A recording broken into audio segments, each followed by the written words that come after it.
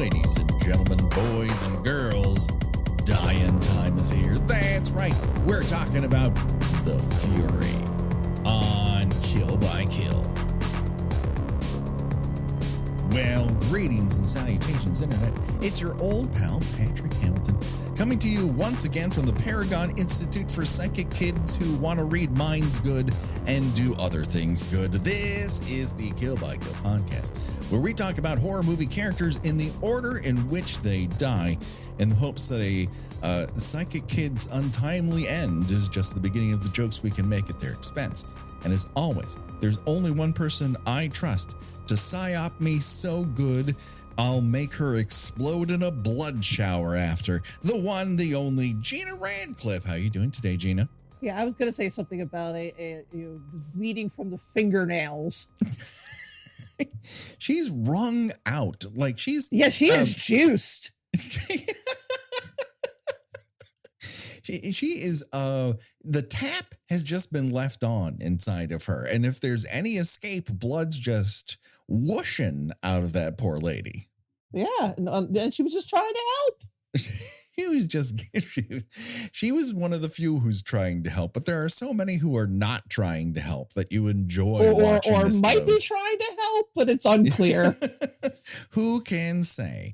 Now, I don't want to scare you, Gina, but we are not alone. That's right. We have a special guest. Now, you know her as a writer, as the lead critic for the Bloody Disgusting website. And of course, she hosts the Bloody Disgusting podcast, the one, the only Meagan Navarro. How are you doing today, Meagan? Hi, I'm doing good. Thank you so much for having me. How are you? I'm thrilled that you are here. You're a steady media diet for me. I enjoy your presence online, and particularly what you write on Bloody Disgusting. So I'm very happy to have you on board with us today. Oh, wow. Thank you so much. Very excited to chat with you. Excellent. Now, I asked you to talk about Brian De Palma's The Fury, as we are in the middle of Brian De Palma May. Yes, that's right. We've themed the month where we're talking about all Brian De Palma movies. So what was your first experience with The Fury? You know, this is not an exciting story and probably an embarrassing one because I'm not sure. I feel like this was probably first watched during, like high school when I was still pretty frequent at the video store and just watching whatever. So it just kind of was a blur of my video rental days. And Sure. I liked Carrie, so let's watch this. So yeah, that was pretty much how I discovered this movie. That makes sense. Now, Gina, I'm pretty sure your story is going to be exactly like mine, but when was your first viewing of The Fury? It was seeing it on Terror in the Aisles. Terror in the Aisles.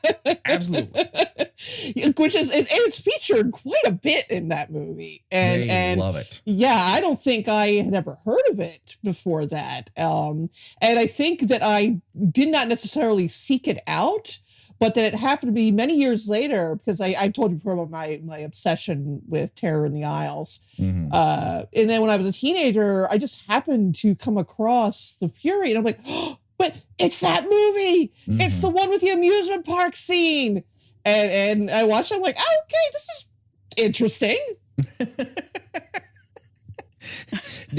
I think Terror in the Aisles really builds it up to be something it's kind of impossible. It's definitely a highlight reel. It is a highlight reel. Yeah, you're getting all the juice from it. You know, you're getting those bravura sequences cut up even tighter than they are in the movie without any context. You're just, you're just seeing people saunter across an indoor amusement park, sparking off, light bulbs and sending various men careening into restaurants. And you're like, whatever that is, it has to be the best movie ever. In my opinion, and I believe me, I understand this movie is flawed. It is not perfect in many respects. But for me, I fucking love The Fury. It just is built for me. It's nonsense, but I love this nonsense. Yeah, it has definitely grown on me over time. Like there are some parts where it is just like come on, let's get to the next good part. Come on, come on, come on. But I just think it's so weird and so unique. A lot of people understandably, would consider this be like a companion to Carrie. Right. But it's sort of like if Carrie was allowed to live, if she'd been like a wealthier family who cared about her. This might have been what would have happened to her. It is interesting. I mean, Megan, I'd love your take on this because I don't exactly know where you're coming from when it comes to the Fury. Like, is this like an interesting curio? Are you an enthusiast? Is it an also ran for you? Where are you coming from? I think it's underrated. I mean, it's the sillier, bigger Carrie, but I feel like it's closer to Scanners. So it's kind of yeah, totally. Carrie and Scanners had a love child and got a little wacky with it. So I admire the silliness. It's funny that you mentioned that because I rewatched it yesterday in preparation for this, and it's just showing on HBO Max. So like, I probably got to rent this somewhere. It's like, nope, there it is. And then like as soon as the movie ended, I got you may also like Scanners. Yep. Do you like bulging veins? I would also like Scanners. Do you like Max. Explodo heads? Then this might be for you. We all should like Explodo heads. Exactly. Yes. What I enjoy the most about the Fury is not necessarily its connection. I'm like, I enjoy all the telekinetic and psychic stuff. Mm-hmm. But what I enjoy is the layer and veneer of what the Fury gives that stuff. So while Carrie is a very simple story, the Fury is a nearly incomprehensible story. And but it is layered and layered and layered with conspiracy theory.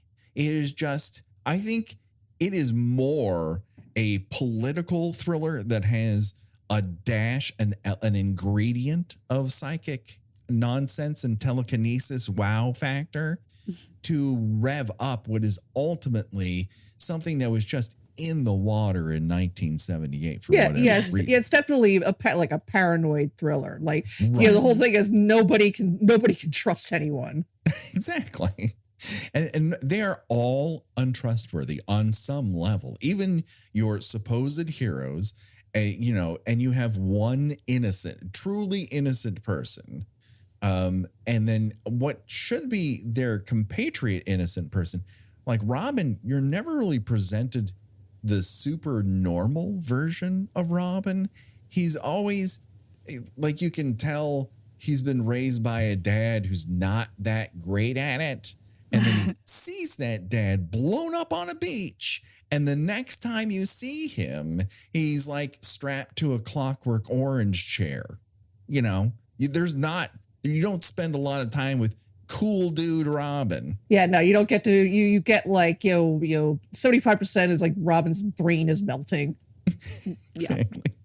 He's compulsively pole vaulting. That is an interesting character choice. When someone pole vaults to the point of, I don't think that's right. You're track and fielding too hard. That is not something that most people are pegged with. Doing track and field too hard and being molested by his doctor. Well, that'll mess kid up. It really will. Now, in the book, the John Ferris novel, they're much younger. They start 13 and age to 14 over the course of the book. So it's even worse that he's. Is he? Oh my! Oh, so was she still sleeping with him? Oh yes. Like so much of this dialogue is straight from the book, and the only thing they kind of excise from it, and it's very right to do so, is John Ferris's weird, these two people were always meant to be with one another, and they kept their souls keep resurrecting in different bodies, and the only reason Robin and Gillian are not related is because Gillian was twins with him, and that fetus died in the womb, and so he traveled to a different body to be resurrected, and that's why the mom dies in childbirth. And you're like, what? What are you talking about? You could just nonsense. You could just say they were soulmates, John. It's like people get the concept of star-crossed characters. Have you read any Ferris, Megan?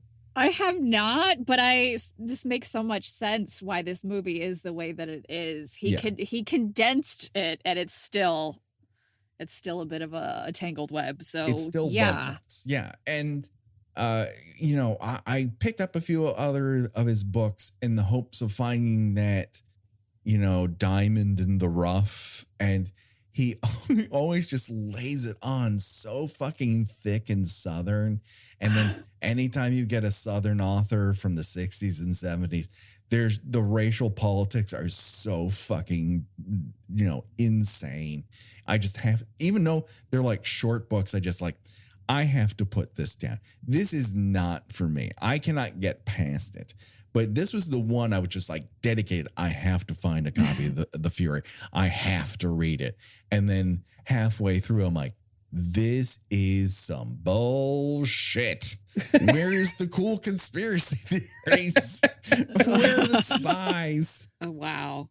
That is insane. It is. It is wild. And something obviously, like, there's a lot going on in the miasma here. Like, what this movie you would think would be is that natural extension of Carrie, because it has that telekinesis part of it. And the novel has all this weird and wild havoc going on in it. And De Palma's like, that doesn't, like, let's cut a lot of this out. He's way more interested in something that audiences ended up seeing a ton of in 1978. And that's a conspiracy perpetrated by United States government. That's not government. The government has a B involved. My other early cable faves are really similar 1978 movies to this. Like Invasion of the Body Snatchers remake is full of the government knows this is happening and doesn't care about it. And then the other one is the let's fake a Mars landing and then make O.J. Simpson eat raw rattlesnake in Capricorn 1. But they all have the similar themes, like baby boomers reconciling with an America that is constantly fucking about in foreign countries, overthrowing unfriendly governments, or keeping dictators in power in order to keep gas cheap.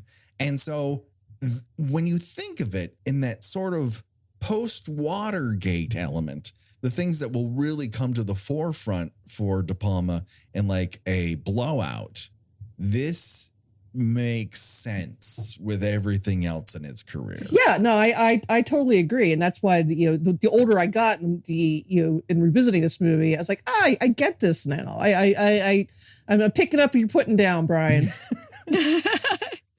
Yeah, I think it makes sense too.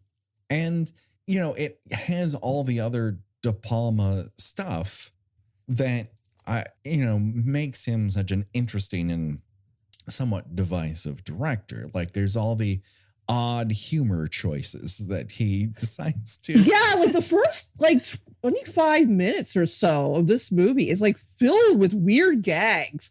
Yes. Like this whole scene when Kirk Douglas's character is named Peter. Mm-hmm. He like breaks into this couple. Yes. That's genuinely funny when like the old lady, what are they like Mother Shucker or something? Mother Knuckles. Yeah, Mother Knuckles. Yeah, she's just like, I'm not gonna untie them for a while. And she's like feeding them and like giving them clothes and just like, and he's like flirting with the old lady and it's just like, it's genuinely funny. They are the nicest. When you were talking earlier about there's really only maybe one good character. They're really good people. They had a strange man show up in their apartment with a gun, and they're giving him their clothes, their money, the food. They're the sweetest people. Well, Mother Knuckles is the sweetest person. Fair, I don't true. think Ma and Pa Knuckles are particularly sweet. Well, Ma Mother Knuckles in rules. particular is like, I told you if we didn't move out of Chicago, this is what would happen. This international super spy would tie us up and use our shoe polish to become disguised as an old man. Like, that is crazy town. And then Pa Knuckles is the one listening to the television where they're like, oh, this Muslim sect has taken over 3 buildings in Washington. And he's like, this is what I'm paying for with my tax dollars. Those two things are not connected, my friend. And so it's this enveloping of like, they're low information voters. They are, they want to get out of the heart of the city because they know that danger lurks about, and danger equals brown people and all this stuff. And whereas Mother Knuckles is like, you don't treat me with respect. Here's a guy who will listen to me. And sure, he has a gun and he wants to steal our clothes. But it's only because he's an international super spy looking for his psychic son who was stolen by a rogue CIA faction. As one does. Who amongst us? De Palma doesn't just want to like expand on his telekinetic library film of tricks, although he does, and they're awesome. But he also like wants to give audiences a horror fantasy tale of how power corrupts and mid-level spy managers are very bad at developing teen psychic assassins. I can't tell you how bad Childress is at making a teen assassin. Childress is bad at a lot of things. Childress is bad at not getting shot. Yeah.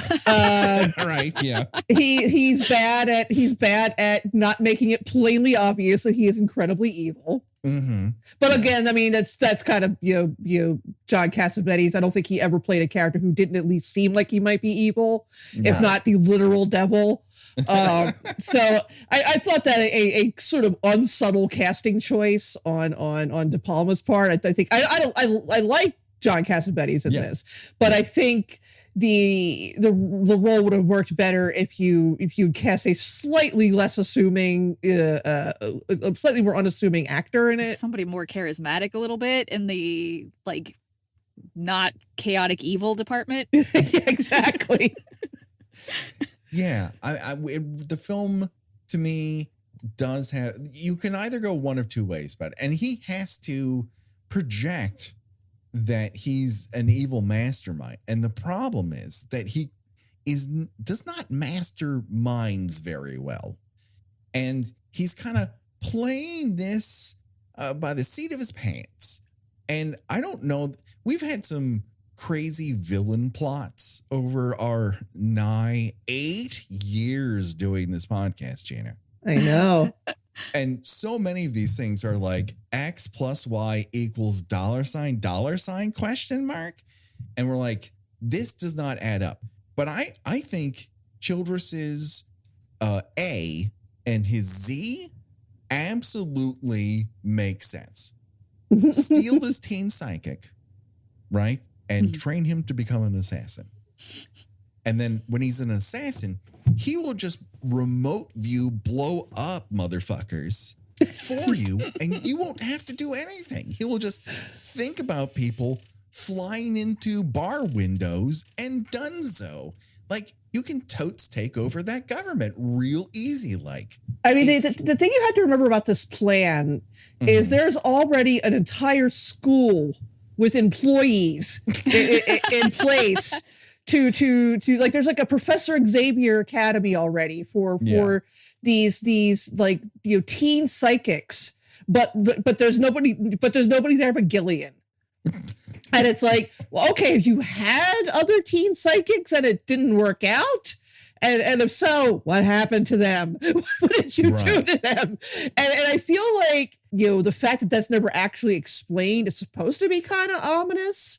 Like, obviously there have been other students here before, but we're not going to talk about them or anything. Like, Gillian she's very passive for like the first hour, 20 minutes of the movie. I would say almost hour and 45 minutes. Yeah, she's really kind of passive until her and Robin kind of connect, and he's sort of like, here, you take these. I don't need them anymore. with his psychic powers and but like she doesn't an upgrade patch that he Bluetooths to her. Like she's given like this extravagant bedroom that's already decorated for a teenage girl. Doesn't ask like, oh, was there anybody here before, or have you had other students? That if she does, that's never shown on screen. Yeah. Well, like some randos show up for their Ghostbusters psychic card exams and whatnot. There do seem to be some people there during the first tour, and then all those people get shuttled away once they realize, oh, no. We've been like messing about with the type of batteries you put in your key fob. This battery, this can power a jumbo jet. Like clear the decks. We've got a real one, everybody. And so all those other people get booted. And I agree with you, Gina. There does seem to be this thing where like Cassavetes looked up in the phone book, Psychic Academy, like Xavier Jr., please, and figured out this place in Chicago, and they've brought him dud after dud after dud. And then they bring Robin there, and they're like, this kid is crazy town, and he's powerful. And it's like, all right, I'm done. All I need is proof that I've got one. Let's get him to the countryside and get a British lady to sleep with him, and let's go, baby. I just think that it really puts the Knuckles TV watching to a different perspective, because he's worried about his tax dollars and he has no idea that Mr. Cassavetes had the dumbest plan for a project to dump money into. You know, he's like, you know what would be really great for a biological weapon? A teen with psychic powers, and then manifest this whole department where nobody knows what they're doing. They don't even have candidates until they get Robin. So, and a bunch of people who have no idea how to deal with a teen. Nevertheless, the telekinetic teen they've shacked up with in, I don't know, Minnesota or wherever the fuck they are. Basically their plan to keep him under control is, give him a javelin run and let this near middle-aged woman have sex with him. It's like, sure, I guess that might work. What are teen boys like? They're horny. That'll work. What do boys like? Well, pole vaulting. Okay, I mean that's a given. All teen boys. What do boys like? Sleeping with women who remind them of their mothers. And big sticks. They really like big sticks. And that's what he's most concerned with. Not that Andrew Stevens cannot pole vault to save his fucking life. And I know what that's like. I also cannot pole vault to save my life. And I tried for a semester in high school to pole vault. It is insane to run at a static hole in the ground with a flexible tube with the objective of making it bend so much that it catapults you over a different flexible rod and into mats that you must drag out yourself. That's fucking crazy town.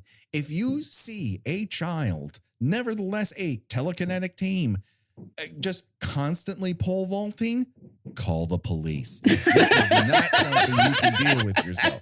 I'm not a person who tells people to call the police on the regs, but you need to bring out special forces out for this shit.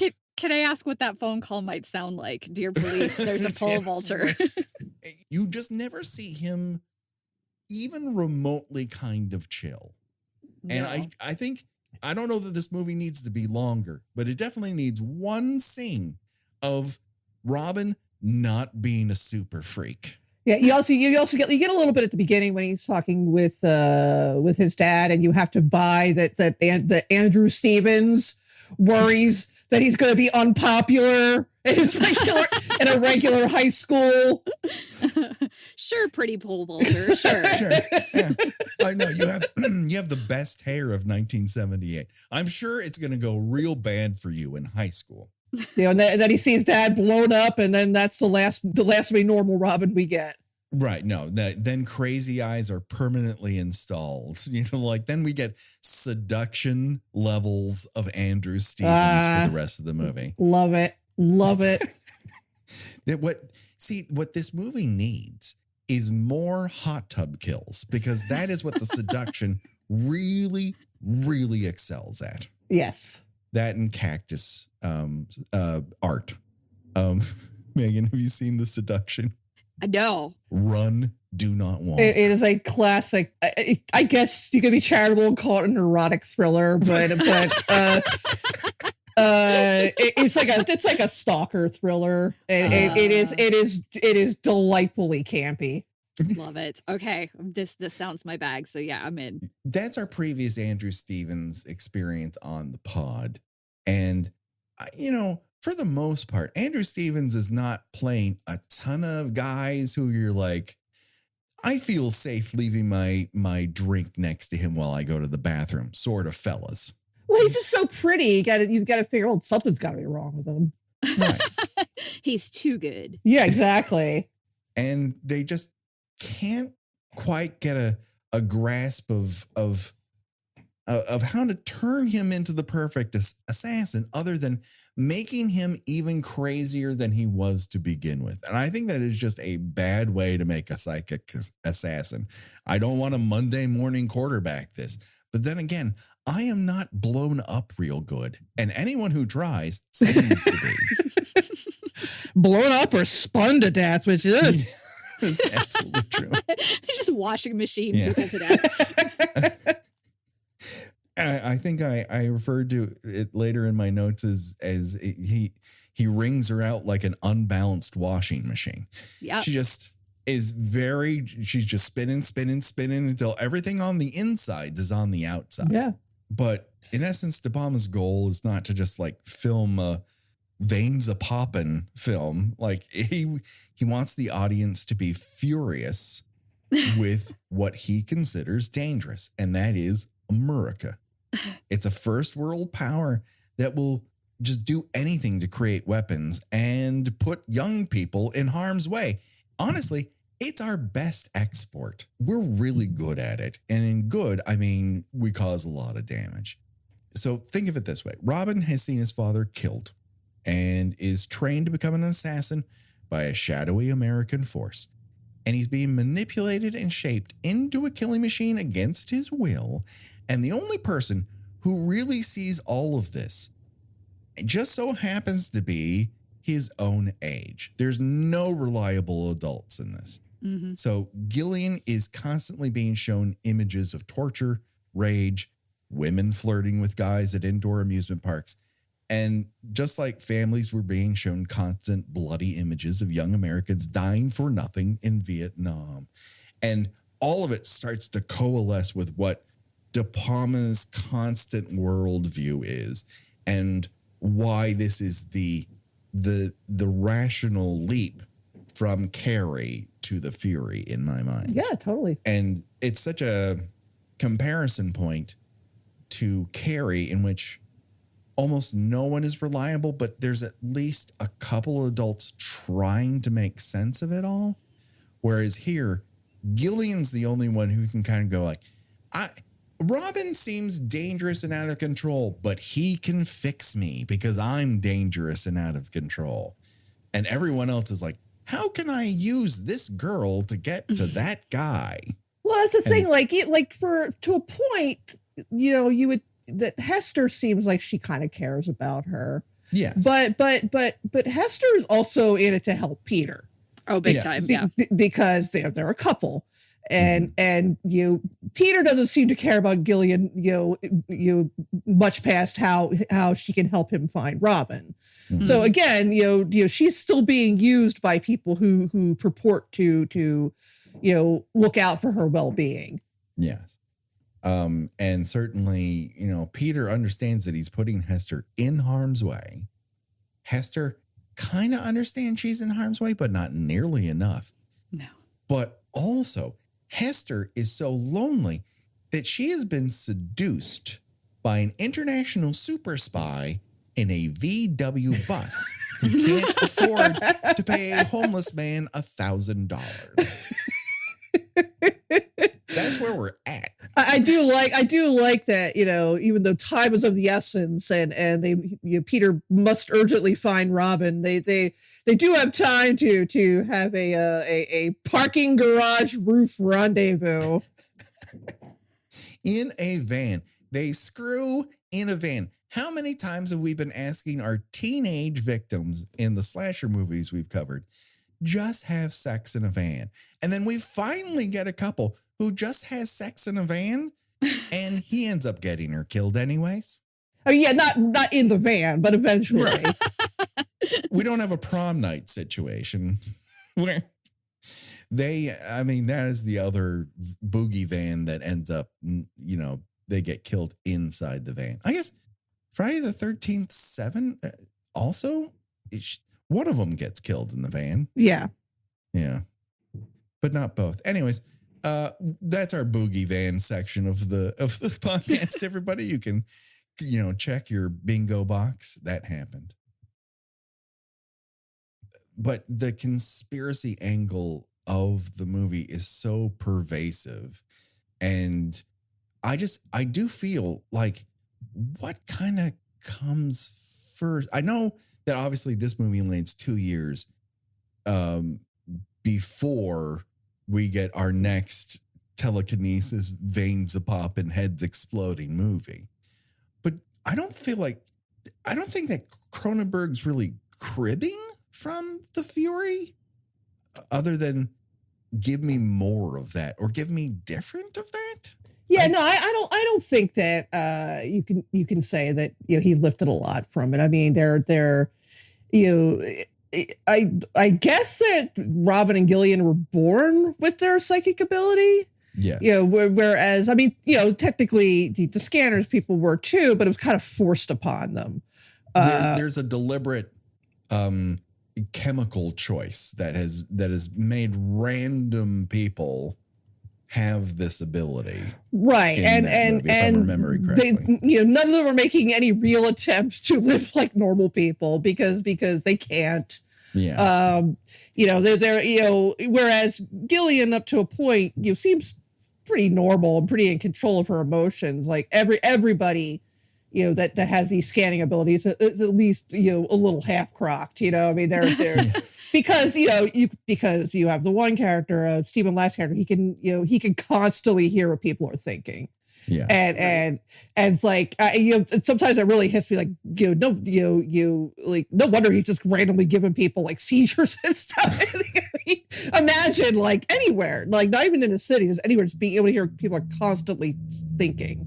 Right. And that movie really connects the scanning ability to mental illness. It is uncontrollable, right? And they're isolated from the world, whereas here they're trying to be as part of the world as they can, until John Cassavetes ships them off to professional practice school for kids, for mind bending kids.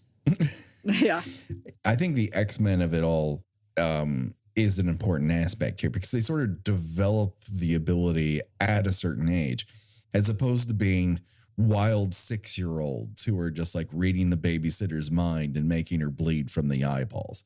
They develop a little bit later as far as that. Yeah, and we don't really vibe. get much of like Gillian's background. Like apparently like her either what she's experiencing is new or it's the first time that she's being really open about it. Yeah. Because like the mom doesn't want to hear it. The mom thinks she's making it up or she's being dramatic or whatever.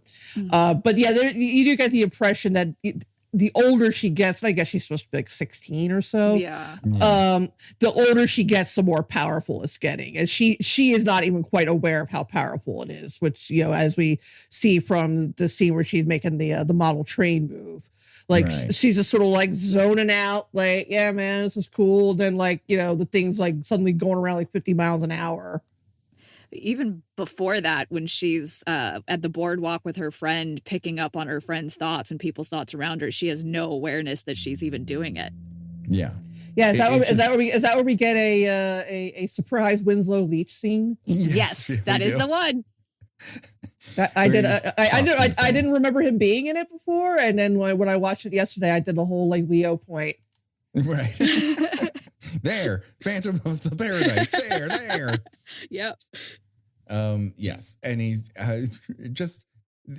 I don't know why he's constantly being cast as a guy with cigarette stained teeth and an inability to have shoes, but for whatever reason, like it seems dirty and unreliable. And so when Peter hears that there might be a better psychic than this guy, he's like, get me in contact with her. I got to make a lateral move. This is not working out for me. I mean, it's not a dumb plan on his part by any stretch. I feel like he did need an upgrade there.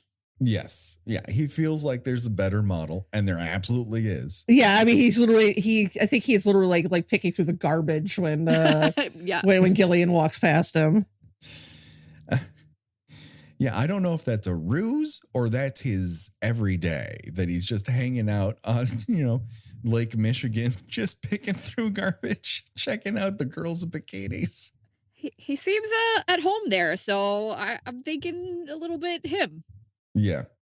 And so you've got that element to it, and then an additional conspiracy that I didn't quite pick up until like this viewing, that I think is more resonant now than maybe when the film was made, right?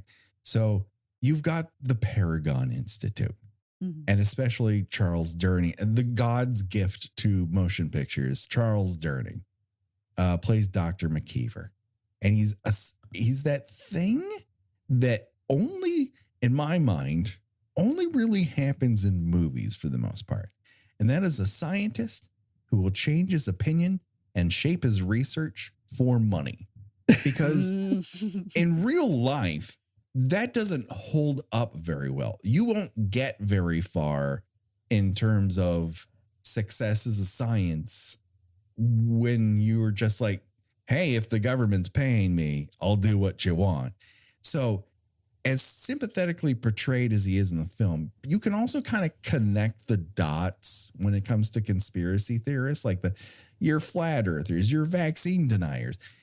In their mind, the red string absolutely connects, shadowy CIA agent and scientist in a pseudoscience, and they collude, and then instantly you've got remote viewing assassins.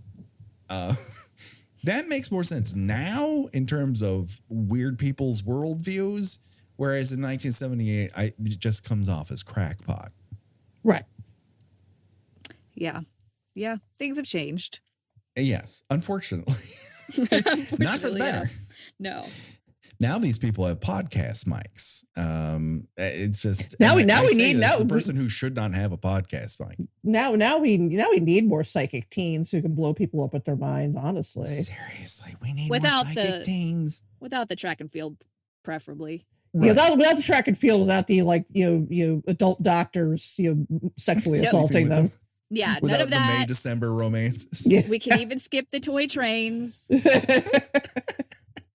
Well, that's one of those the other thing that I love about this movie. Is it kind of crazy nonsense? Yes.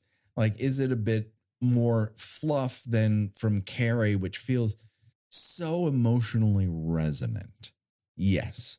But this is where you get a lot of Brian De Palma bravura sequences. The train with the split diopters. You've got the escape from the Paragon Institute. You've got the remote viewing sequence in which Gillian is holding Dr. McKeever's hand and seeing how Robin went out the window, and it's happening all around her. Mm-hmm. All this shit is so fucking good. I love it. It is, and I say this with the utmost sincerity. It is an extremely bold stylistic choice to make that entire escape scene, all about 3 to 4 minutes of it in slow motion. Oh yeah. Yes. I mean, Snyder looks at this movie and is like, I don't know, that's a lot of slow motion. And it works. It works here. I don't think a lot of other people can do it, but God bless him. Brian De Palma can do it. It works. Adding such a cinematic quality to a lot of these scenes like distracts, because when you think about it, well, I mean, the more you think about it, the more this kind of unravels. But I have no concept of this movie's timeline at all. Like, how long was Robin held captive and turned? Because it seems like the moment they're separated, Dad's trying to get his son back. So how much time has passed? I have no idea, but this movie doesn't make me care so much when you're giving me these cool scenes. Yeah, it like lays down those details. It has the details when you're taking notes, but if you're just watching it, you would never know it's exactly 11 months because Durning kind of gives you the timeline, and then the you've got the opening info slab there where it says 1977 Mid-East. Well, are you talking about Connecticut? What is Mid-East? Yeah, I noticed that. Mid-East? Yes. It's very vague. Yeah. And then you go to Chicago 1978 and you're like, okay, well, they were in kind of bikinis on the beach and they're in bikinis on along Lake Michigan, and you can't really do that until at least May or June. So, but they're still in school.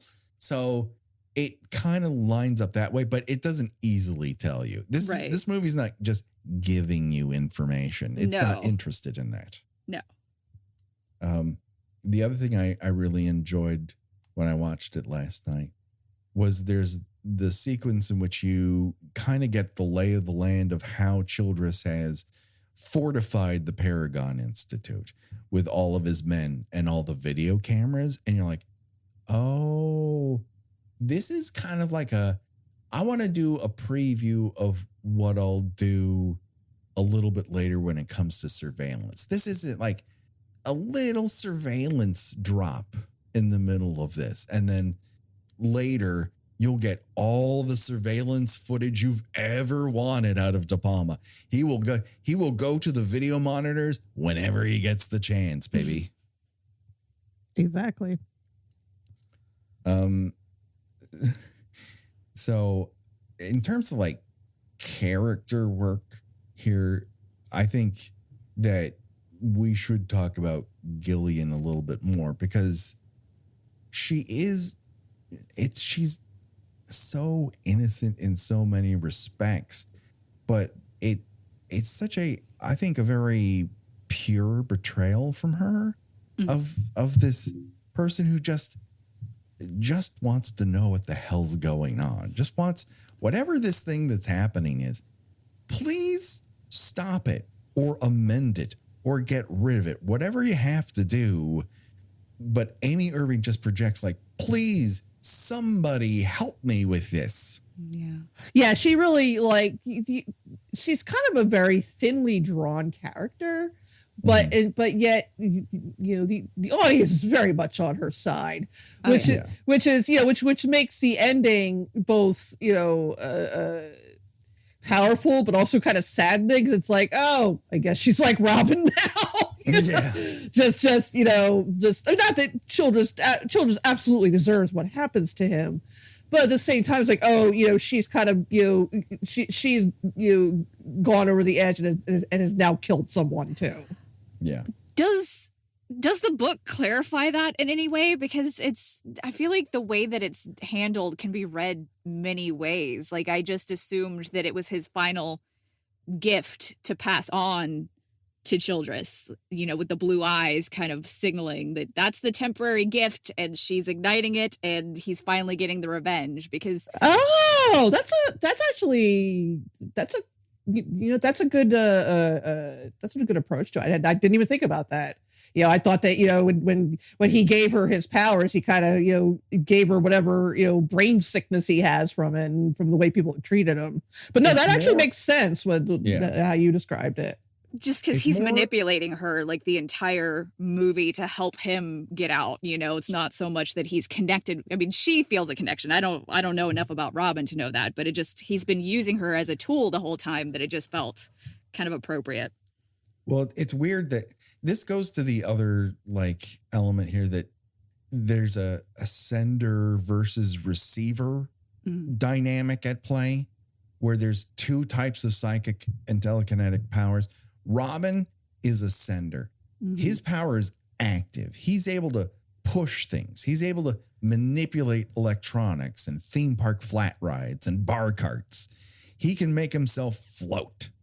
Whereas Gillian is a receiver. She pulls vision and information out of people and objects and plaid bedrooms. So for her, it's more biological. And for him, it's more technical. And what I feel happens at the end is him going, here's this telekinesis patch. You got both of them now. So she can send and receive now. And whereas up until that point, yes, he is drawing her in, but he's also deathly afraid of being replaced by her because she has the more palatable set of telekinetic powers. Right. And she is, not quite as being controlled and abused as he is by the people who are supposed to be looking out for her interests. Yeah. And as a result, like when he goes, brrr, like there are two iPhones touching, when she kind of comes to the realization that she found the one person who in her mind could honestly help her because he actually understands what's happening to her. And now he's dead. And this guy is like, well, why don't let's make yet another lateral move here. Let's slide you into the telekinetic assassin role.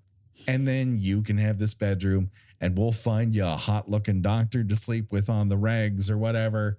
And she's like, why don't I give you a mafia kiss of death to the eyeballs and see if you blow up real good? And he does. Yeah. Holy shit. It is one of the best body explosions ever. Like that head is rolling from like 3 different angles. Yeah. There are 14 cameras capturing that body explosion, and they did not anticipate the head going towards the one camera above. That's a happy accident. And if that happens to you, you kind of have to feel blessed and cursed at the same time. Because what are the chances a shot that good is ever going to happen to you again? Technically, it's the second take. They took them a week to have to reset all of that because of all the blood. Sure. Okay. But yeah, take 2. But yeah, still. Take 2. That's a hell of a take 2. Complete serendipity. It's so good. It is. And you think like after the body spin death, like, can you really outdo that? And then they found a way to really outdo that. And it feels emotionally resonant to that character. It's not just spectacle. You feel Gillian in that moment.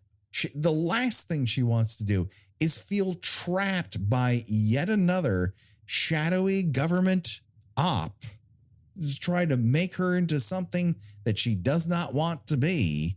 And they killed the one guy that she just wanted to have a chat with.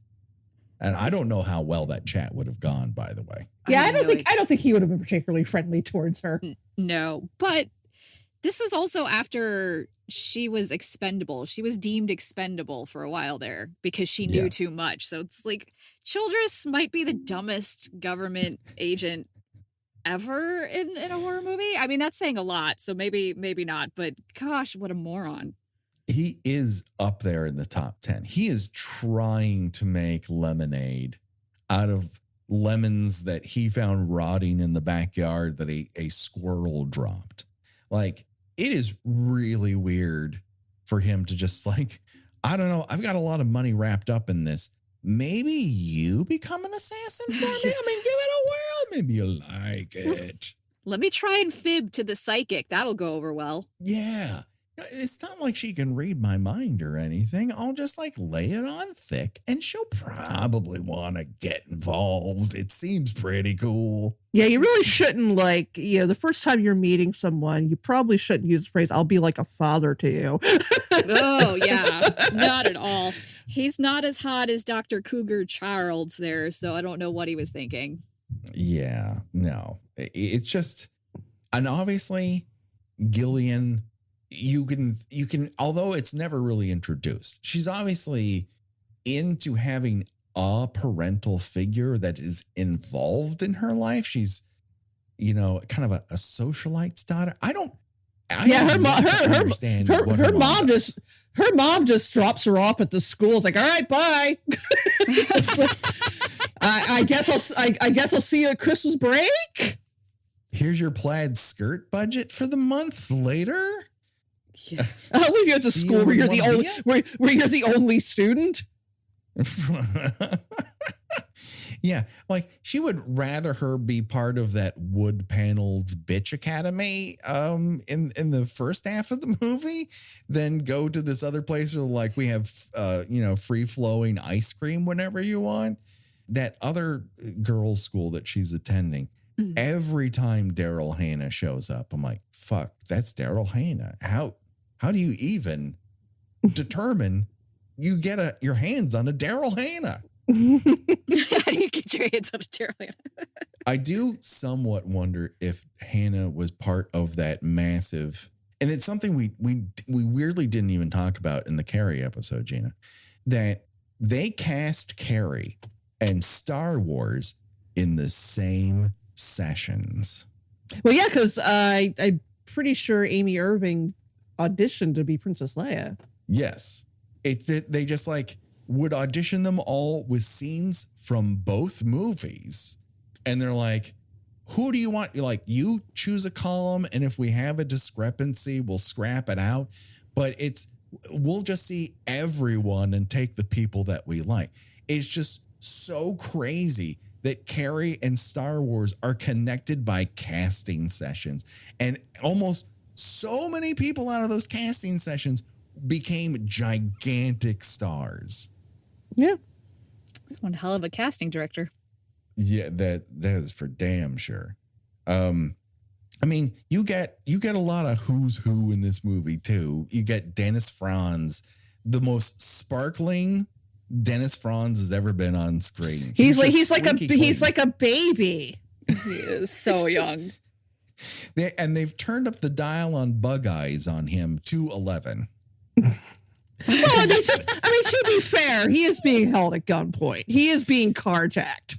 Yes, he's being carjacked with a brand new Cadillac and in the slowest motion car chase of all time. Well, Peter was pretending to be a geriatric carjacker there, so I guess it fits. And then Mr. Knuckles is Gordon Jump from WKRP in Cincinnati. Yep. And then he takes another person out of retirement with Carrie Snodgrass, who, had not acted on screen for the longest time. And he's like, I don't know, try acting again. And I think it's a fun role, but it's also that weird connection between her being in Diary of a Mad Housewife, with Cassavetes, and then Cassavetes showing up here to be the world's worst CIA middle manager. Yep. I think he's just got quite the eye when it comes to casting, and it all just kind of comes together. So here's the other connection to what we had talked about, Gina, with Carrie and the Fury. And I mean, I think listeners will probably make the jump before I do. But for the second week in a row, we got ourselves a pair of Jordan Peele trademark Bad Miracles. Yes. And I have to feel that in the miasma of things that have leaked into Jordan Peele's mind, and he put it through the mad scientist tubes to perfect it in a glowing vessel at the end, is like, you're going to get something, right? That's fantastical, but it's the worst thing that's ever happened to you or anyone else who comes into contact with you. They possess awesome powers that come with terrible prices. And so, like, you can imagine that Childress and this non-Stephen King version of the CIA shop, like, they don't really care about the price tags. They just want the product. And so, and Peter even dips into that mindset when it comes to using Hester and then Gillian to find Robin. Like, I'll do what I have to do to get to my end goal. He does snap out of it later when his own son rakes him across the face when he's trying to pull him off a roof. Yeah, and he's just like, well, this was all for naught.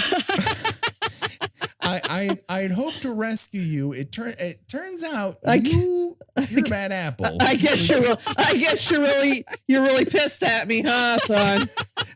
I'm sorry, I wasn't killed by that terrorist and stopped at nothing to try and find you, but you've been through a lot, so okay. Say hi to the cement when you kiss it. Maybe we can work. Maybe we could have a nice father-son chat in heaven. I mean, it is a lot like Carrie in that both drastically different ways demonstrate how badly parents fuck up their children. Yes. Oh my God. And it's just a fucking nightmare. It's a nightmare I have constantly. I've only got the one.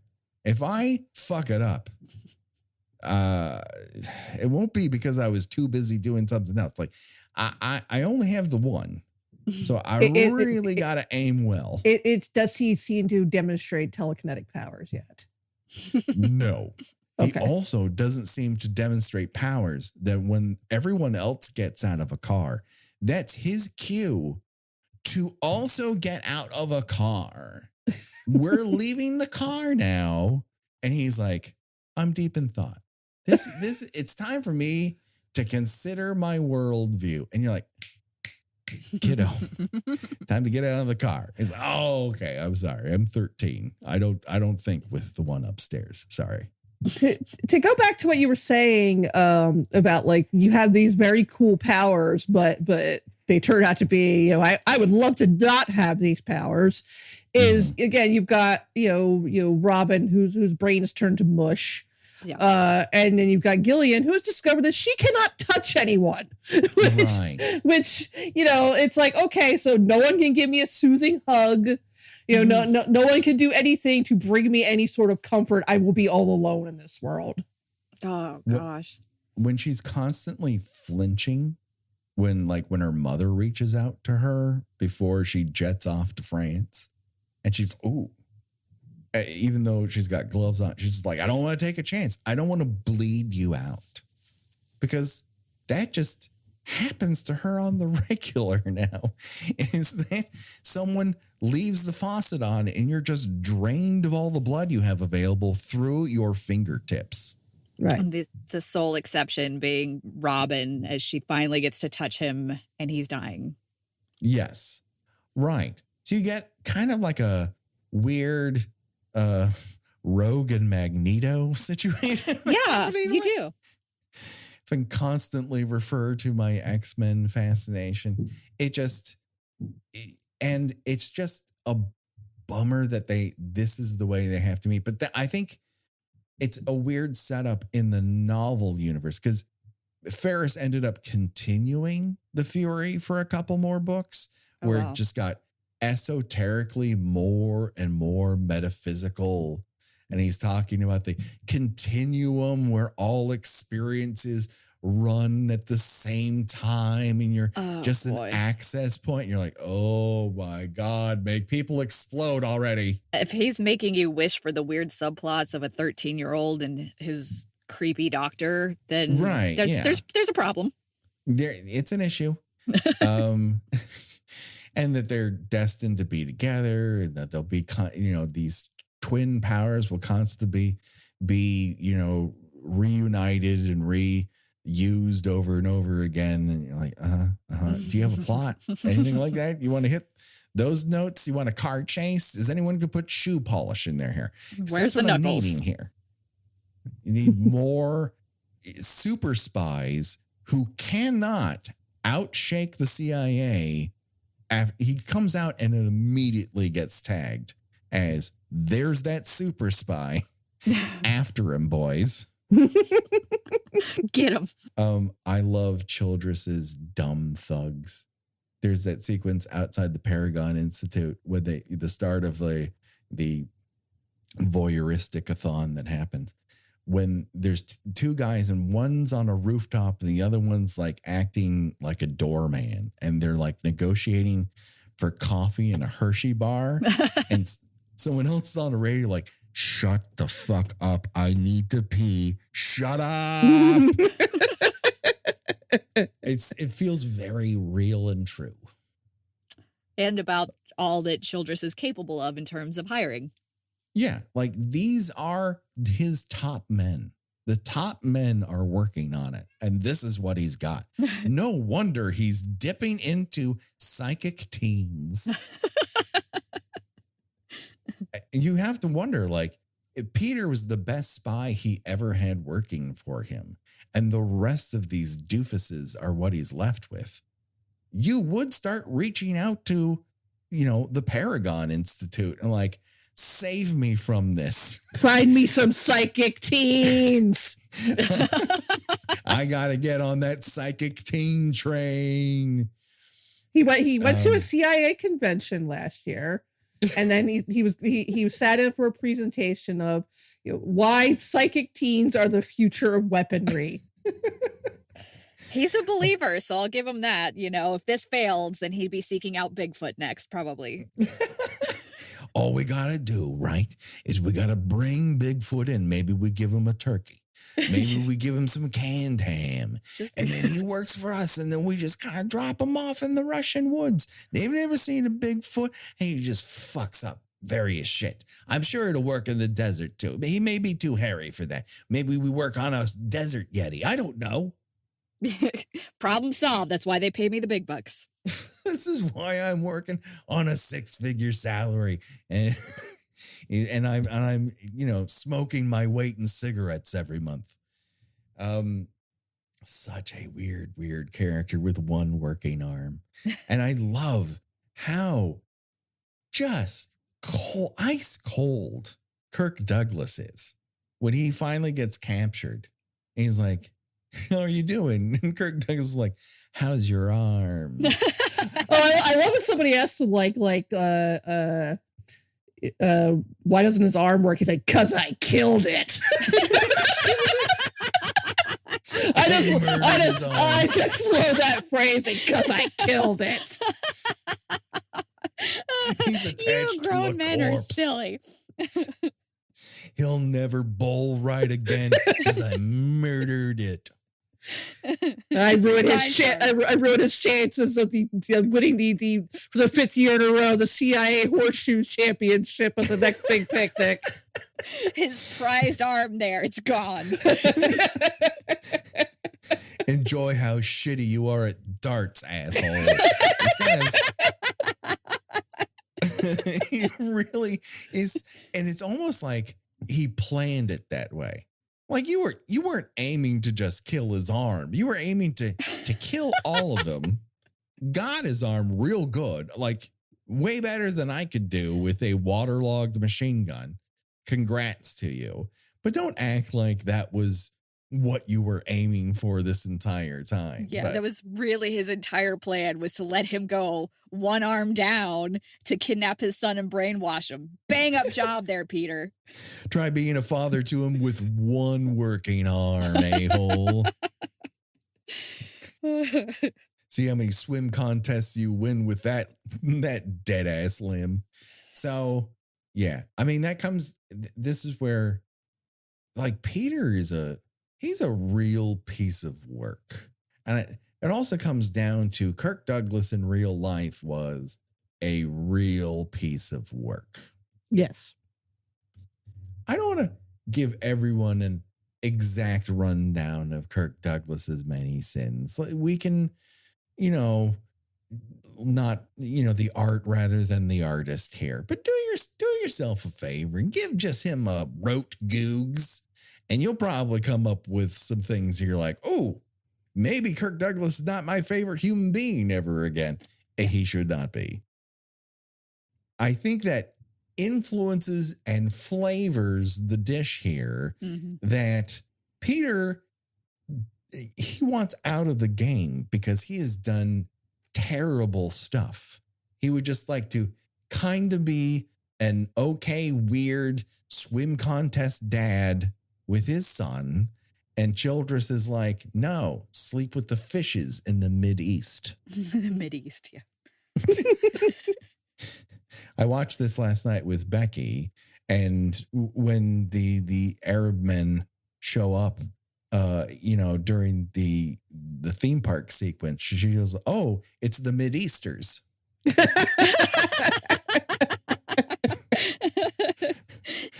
Yep. And that sequence when I saw it in Terror in the Isles was like, whatever this is injected into my veins, it has to be amazing. And then I was like, it's kind of inconsistent. And then over time, the inconsistencies have mattered to me less and less and less. I don't feel like this is it's not good, but it might be great. I think it's great legitimately on its own. It's just not other Brian De Palma movies. Right. It's not Carrie. And, you know, it just isn't. It's not Mission Impossible. It's not The Untouchables. It's not Sisters. It's a very unique thing that is very De Palma, but very much its own. And I just love that every 20 minutes, he's like, maybe I drop a stunner. Maybe I drop something so fucking cool, no one will be ever able to reproduce it.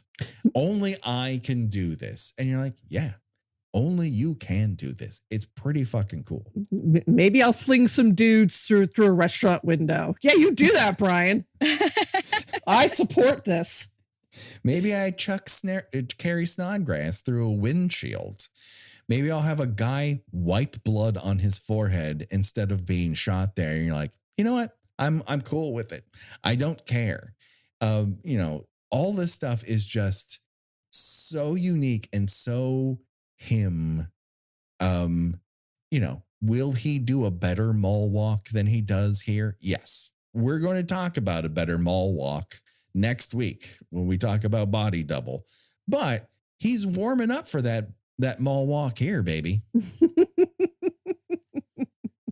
a solid stepping stone, yeah. Yes. Yes.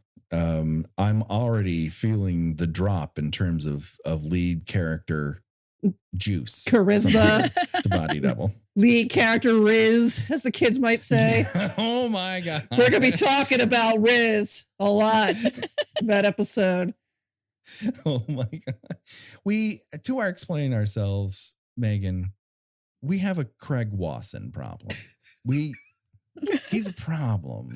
And I think Body Double is the best use of him because I think Craig Wasson is a good rube, but I don't buy him as someone who can defeat a Freddy Krueger, let's say. Yeah, I think that's fair. Because we haven't talked about this in a little while. And Meagan, I would put you as a deep into it horror expert and someone in the community who really lives and breathes this stuff. When you think lead character of Nightmare on Elm Street 3, The Dream Warriors, does the name Craig Wasson ever come up in that scenario? No. And yet, Craig Wasson is given all the lead character things to do in that movie. He makes all the discoveries. He gets all the ghost nun visits. He's the one left outside of a dream, even though the person who dead ass got rid of Freddy Krueger in the first movie in the real world is like, I'll take the dream route. Fuck you. I'm sorry. I love that movie. It's the one thing I don't like about it. And its name is Craig Wasson. Yeah. Yeah. I'm sure he's a nice guy. In fact, I'm not sure. I'm just going to assume. Scratch that. I don't know. He could be a complete dick, and we're absolutely right to say that he is not a good actor. But he's just like, I don't know what 8-ball he gave to a director or producer or whatever, or how he managed to fall neck first into the movie industry. But the idea that he just magically becomes a person who can put Freddy Krueger in the ground irks me to no end. I just don't agree with it. That's fair, but I guess I never looked at it that way because I'm like, oh, it's Heather Langenkind, Nancy Thompson's new beau that's really just doing her bidding like a little minion. Like, you go handle him while I take care of the main fight in the dream world. Yes.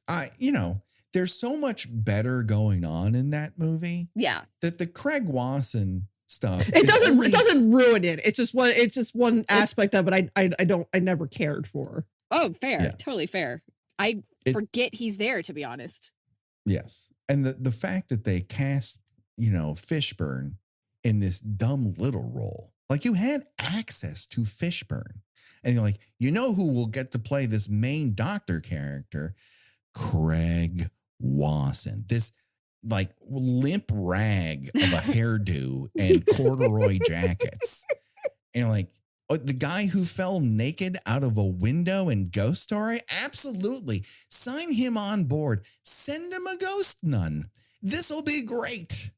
Oh, I'm still angry about it. It's too good of a movie.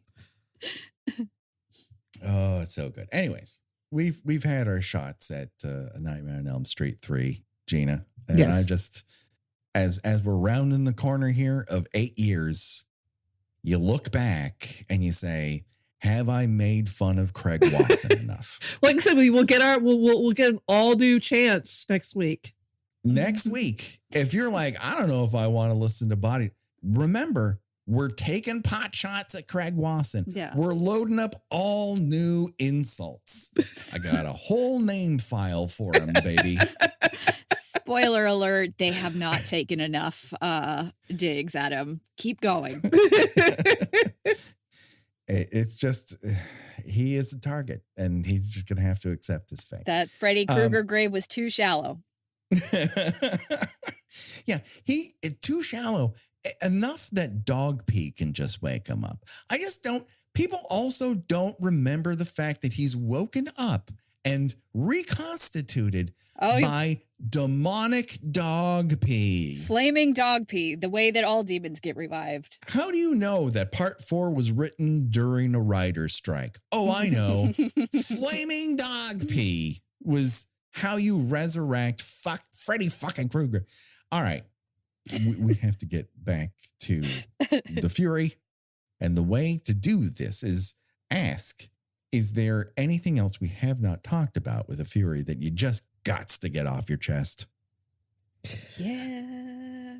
I mean, I honestly feel like people tend to overlook it because they do think it's, that he's basically cannibalizing from his own work in Carrie. And there are certain, there are unavoidable similarities, but I think this one really leans harder into being a sort of, as you say, Patrick, a metaphor for current events. Mm-hmm. Yeah, where Carrie feels like more like a personal story. It's like it's meant to evoke the loneliness and isolation of having an abusive parent, being bullied, coming of age, in a way that you are, frightened and unfamiliar with. Whereas here it's, these teenage characters are pawns in part of a much bigger shadowy plan. Yeah. That you should be afraid of because they have, no issue in killing said children or at minimum, setting them up to be sexually assaulted by their doctor. Government is really messed up. Yeah. Yes.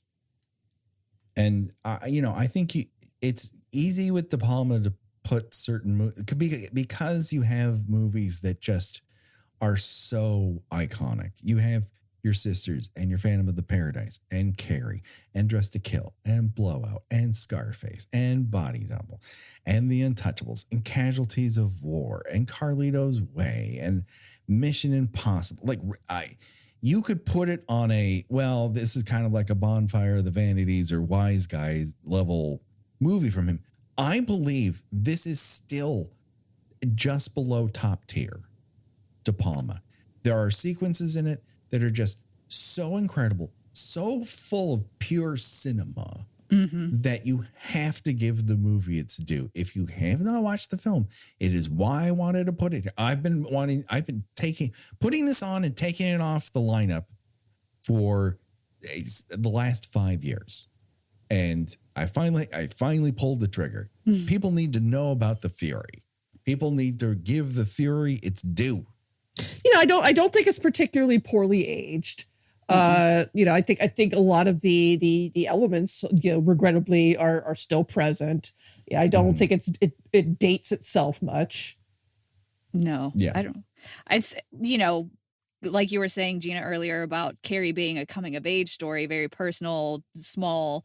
This one is not a coming of age story, but it is a lot. I mean, it's relevant to today and how things fall to the generation before, despite having been handed a shit sandwich and despite, these the parents and these parental figures doing their damnedest to kind of fuck these kids up. Right, exactly. Well said. And that brings us to the fate we cannot avoid, and that is choose your own death venture, where we decide of the many deaths in the Fury. If we were forced to die in one of those ways, well, which one would we choose and why? Up for bid today, we have shot to death in a fake terrorist attack, or you could be shot by one of your own team members in a Chicago construction site.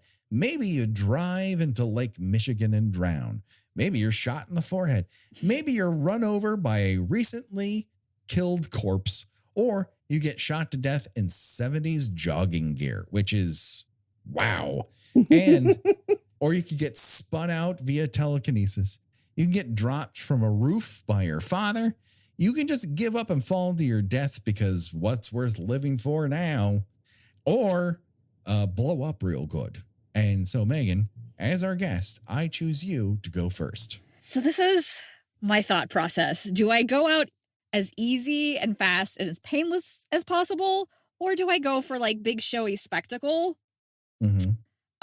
This is the choice. The question I confront almost every week. Question I ask myself all the time. Yeah. I think I'm gonna just split the difference and go with shot while in a jogging suit. So How do you look in green, Meagan?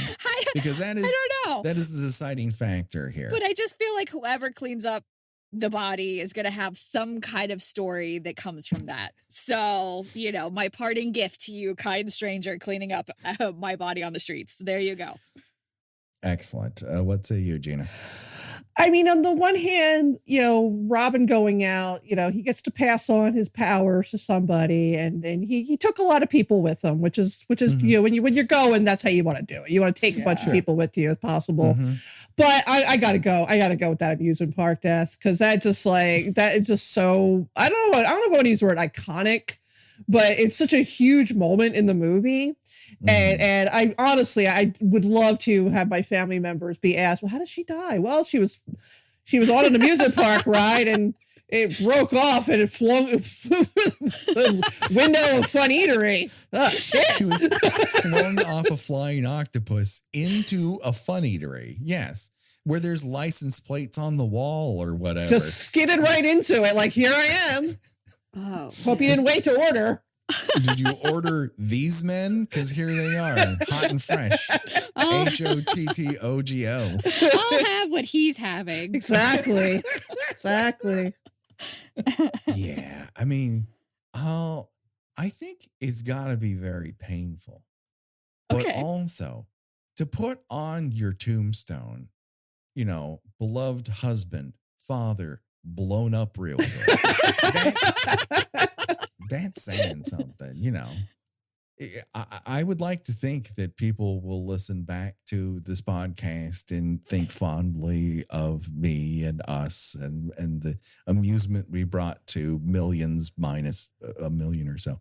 But I really like this epitaph things. We got shot real good, blown up real good, and amusement parked real good. Right, yeah. Flung real good.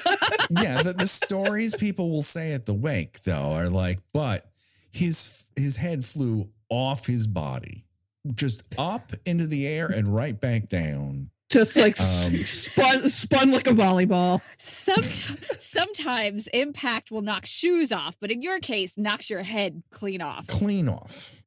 Yes, I've got to spend about 11 months with a dead arm. But you know what? I already can't sleep on my left side, so I kind of. I mean, you're also struck blind beforehand. Are you all right with that?